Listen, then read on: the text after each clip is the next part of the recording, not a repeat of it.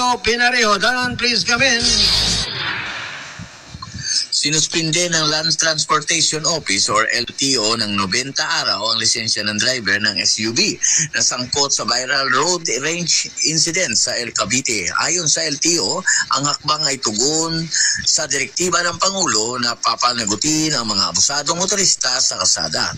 Batay sa ulat, nakainom umano ang driver ng SUV at nagpakita ng agresibong pag-uugali laban sa iba motorista.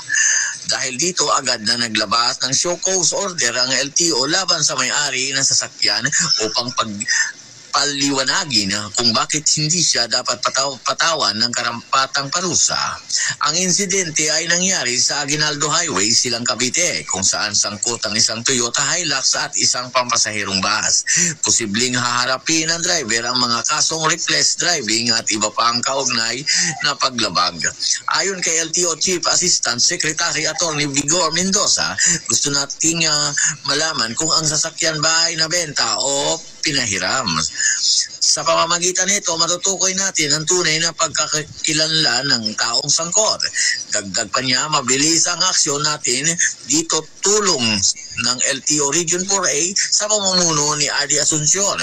Makakaasa ang ating mga kababayan ng agarang aksyon ng LTO sa ganitong mga kaso.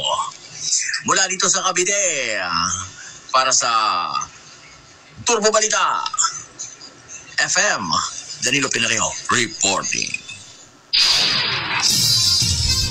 Daghang salamat sa mga report. Nanukad live din sa may Cavite, Danilo Pinareho. Alas 6:39 na sa buntag, patayin ta sa itong mga pagpanukupan.